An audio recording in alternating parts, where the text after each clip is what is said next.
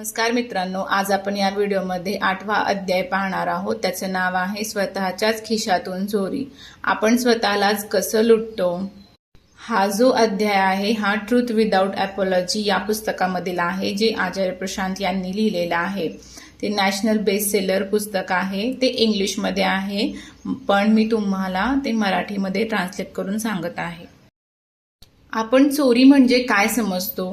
दुसऱ्यांची वस्तू चोरणे, दुसऱ्यांचे पैसे, मालमत्ता, हक्क हिसकावणे। पण एक प्रश्न आहे, आपण स्वतःलाच लुटत असतो तेव्हा त्याला काय म्हणायचं? ही चोरी नाही का? एक माणूस दुसऱ्याला फसवतो तर समाज त्याला गुन्हेगार म्हणतो, पण जो माणूस स्वतःलाच फसवतो, स्वतःच्या क्षमतेला, स्वतःच्या उच्च शक्यतेला नाकारतो, तो काय करत असतो? तो स्वतःच्या घरातच दरोडा घालत असतो। आपल्याकडे एक भयानक शक्ती आहे, ती म्हणजे स्वतःलाच खोटं सांगण्याची ताकद।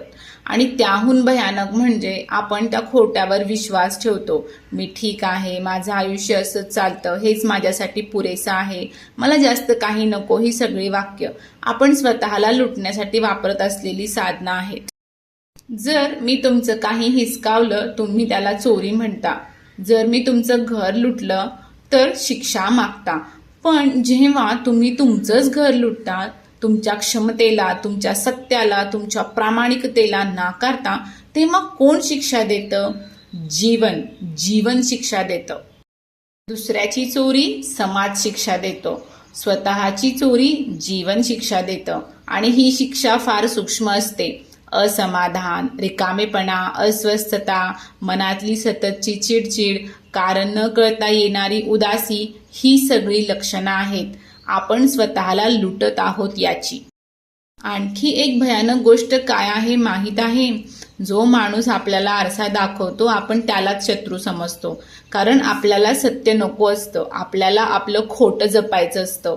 आपण इतके कटिबद्ध असतो स्वतःच्या भ्रमाला की सत्य दाखवणाऱ्यालाच आपण दूर लोटतो। पण जीवनाला फसवता येत नाही। जीवन बघतं, जीवन प्रतिसाद देतं, हा नियम आहे। प्रश्न हा नाही की तुम्ही दुसऱ्यांना किती फसवलं, प्रश्न हा आहे की तुम्ही स्वतःलाच किती काळ फसवणार आणि त्यासाठी किती मोठी किंमत मोजणार। म्हणून कधी शांत बसून स्वतःला विचारा, मी माझ्या सर्वोच्च क्षमतेपर्यंत पोहोचण्यासाठी जगतोय का, की मी रोज स्वतःच्याच खिशातून चोरी करतोय? कारण लक्षात ठेवा, स्वतःपासून केलेली चोरी ही सगळ्यात मोठी चोरी असते आणि तिची शिक्षा आयुष्यभर मिळते।